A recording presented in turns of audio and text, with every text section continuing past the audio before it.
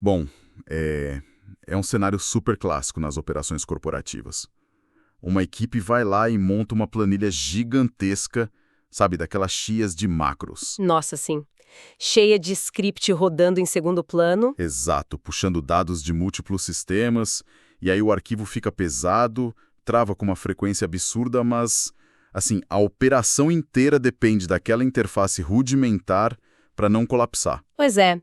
E essa ferramenta acaba atuando como um, um band-aid corporativo. Ela estanca um sangramento diário ali da equipe, mas a infraestrutura que sustenta essa solução é super frágil. Uhum. Foi uma arquitetura concebida puramente para a sobrevivência daquele departamento específico, né? Não tem nada a ver com escalabilidade. Uhum. E o objetivo deste nosso mergulho nas fontes hoje é justamente dissecar a mecânica por trás desse fenômeno. A gente reuniu uma base bem densa de documentação técnica, pesquisas de mercado sobre arquitetura cloud, desenvolvimento orientado à inteligência artificial e, claro, métricas de negócios. Com certeza, a nossa missão aqui é mapear a chamada mentalidade SaaS na sua essência. Total. E para quem nos ouve, a proposta é desconstruir o caminho exato de como uma ferramenta interna que nasceu de um gargalo operacional pode ser totalmente reprojetada. Exato. Lapidada até se consolidar como um modelo de negócios escalável, um negócio de milhões. Porque ter a solução para um problema local, assim, é só o estágio embrionário. É só a ponta do iceberg, né? Isso. Transformar essa lógica num produto de prateleira exige uma reestruturação profunda da infra e uma gestão muito pragmática do crescimento. E muitos líderes podem estar sentados numa mina de ouro agora, sem nem perceber. É um baita insight. E a tese central que emerge das nossas fontes é até contraintuitiva para quem cultiva aquela visão romântica do Vale do Silício, né? De que os softwares de alto impacto nascem daquelas ideias geniais de chuveiro. Ah, o mito do gênio solitário. Exatamente. A inovação genuína, na verdade, costuma ser reativa. Os produtos mais robustos do mercado nasceram com o único propósito de mitigar uma dor insuportável na linha de produção de quem os criou. Uhum. E o caso documentado nas fontes que ilustra isso com maior clareza é o do Slack. Nossa, essa história é fantástica. Ignora que a plataforma não foi projetada para ser um comunicador corporativo desde o dia zero. A origem remonta a uma empresa chamada TinySpec. Que estava focado num jogo, certo? Isso, eles desenvolviam um jogo multiplayer super complexo chamado Glitch. Um projeto que, do ponto de vista comercial, não obteve tração nenhuma e acabou sendo descontinuado. Pois é. Mas a complexidade de coordenar engenheiros e designers em diferentes fusos horários, trocando arquivo pesado de imagem e código, tornou o sistema de comunicação da época completamente obsoletos para eles. Tipo IRC clássico, né? Não dava conta. Nem um pouco. O mecanismo do problema estava na perda de contexto. Toda vez que um desenvolvedor desconectava, o histórico de decisões se perdia. Os arquivos sumiam na timeline. Exato. Então, para conseguir operar, a equipe de engenharia precisou construir uma ferramenta proprietária, algo que retivesse o estado das conversas e indexasse os arquivos. E aí, quando o jogo fracassou de vez, a liderança notou um detalhe fundamental. Que o ativo de maior valor gerado ali não era o jogo. Era motor de coordenação assíncrona que eles construíram para poder trabalhar. Exatamente. O Slack nasceu de um curativo interno. É uma dinâmica fascinante. Eu gosto de comparar isso à observação de um traçado urbano orgânico, sabe? Assim. Em vez de você asfaltar uma calçada artificialmente e torcer para os pedestres usarem, você observa onde o mato já está amassado pela passagem constante das pessoas. Ah, total, caminho de deseja. Isso.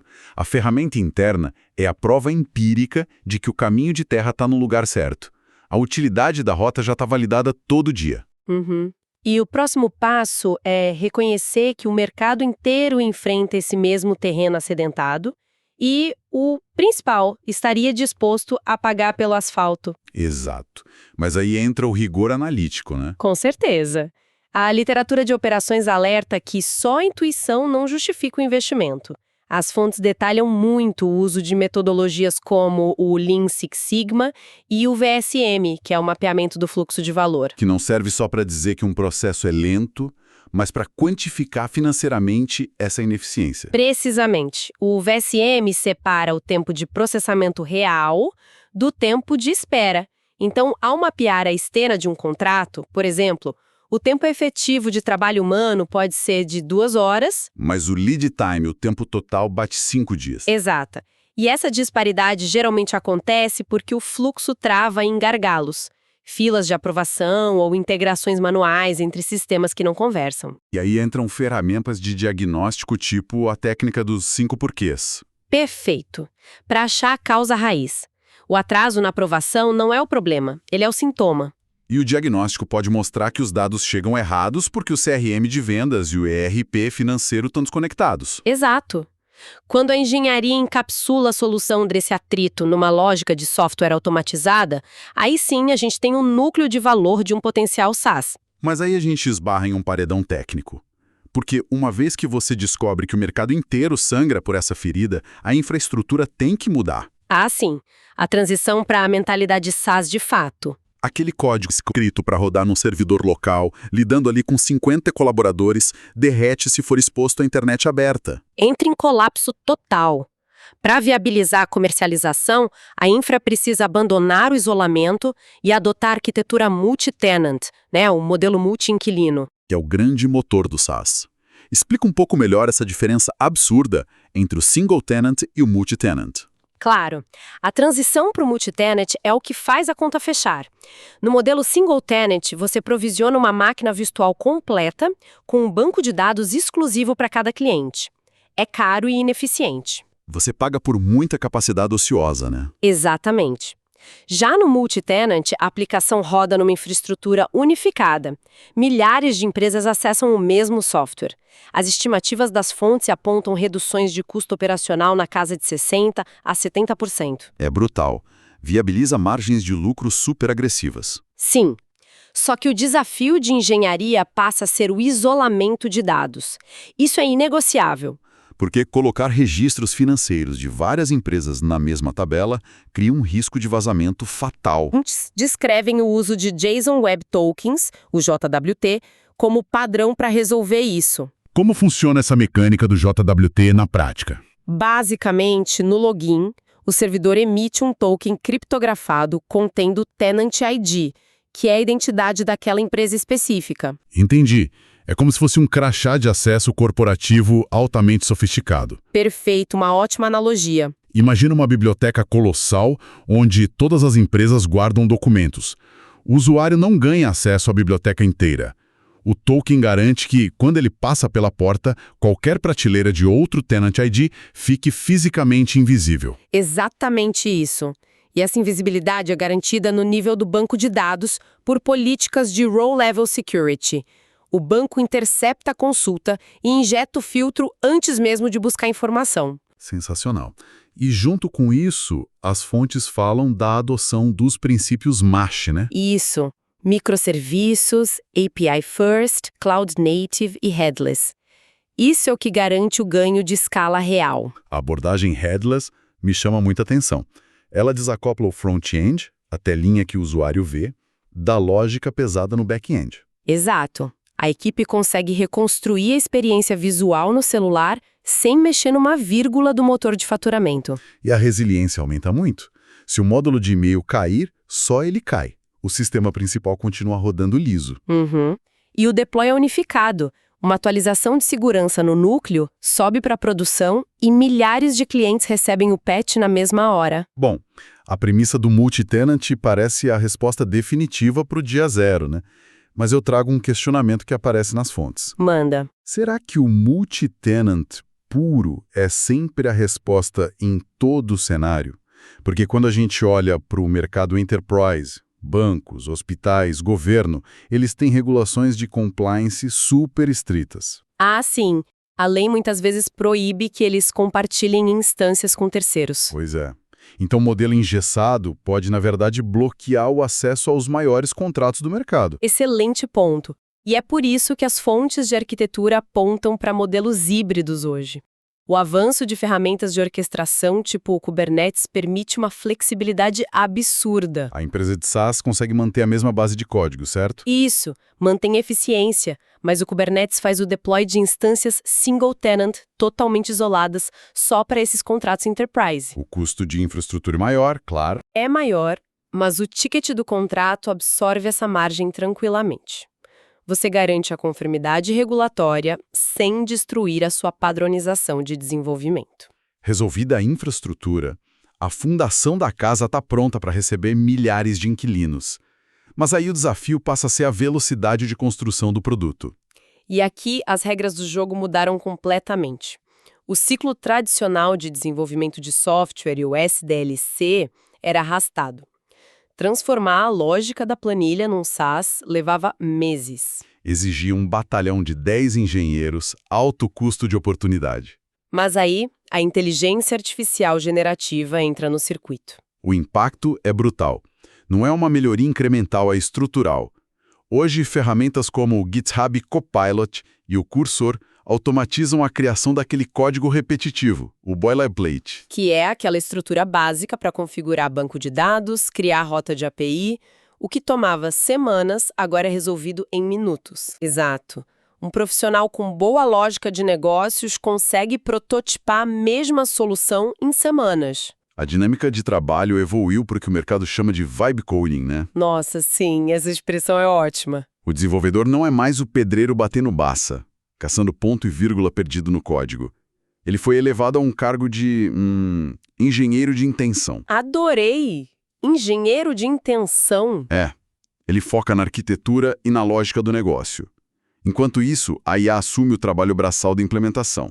Gera teste unitário, sugere refatoração. E a fronteira atual que as fontes detalham vai além do código.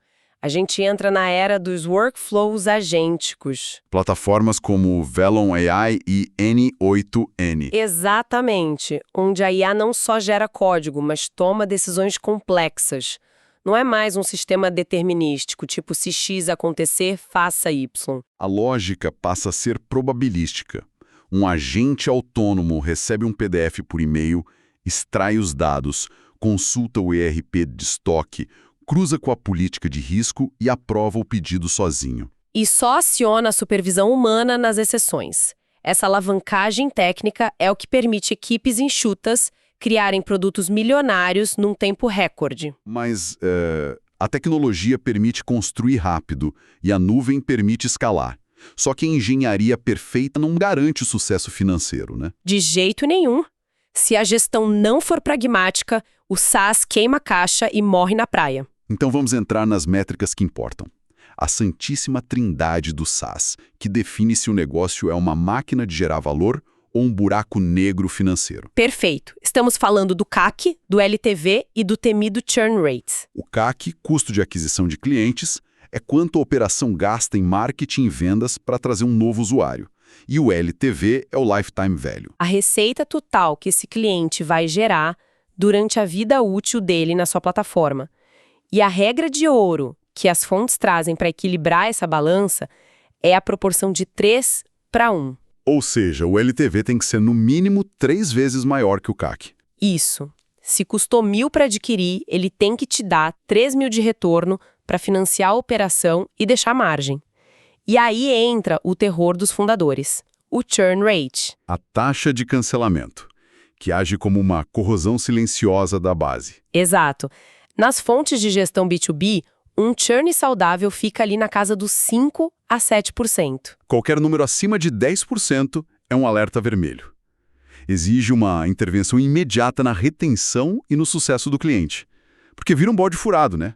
Você gasta para trazer o cliente e ele vaza por baixo. Insustentável. Mas, falando em alertas, eu tenho uma provocação aqui sobre o equilíbrio entre LTV e CAC. Diga. Se a regra é 3:1 e de repente o meu painel mostra um rácio de 5:1, eu deveria estourar champanhe, certo? A eficiência comercial está extraordinária. Instintivamente sim, mas as fontes apontam justamente o contrário. Um LTV 5 vezes maior que o CAC é, na verdade, um sinal de que a empresa está investindo pouco em crescimento. Exatamente, parece contraintuitivo, mas no mercado de software a consolidação é agressiva. O vencedor leva a maior parte do mercado. Então, se a minha margem está tão folgada, significa que eu estou deixando dinheiro na mesa. Eu deveria estar injetando esse capital ocioso de volta em marketing para dominar o mercado mais rápido. Brilhante.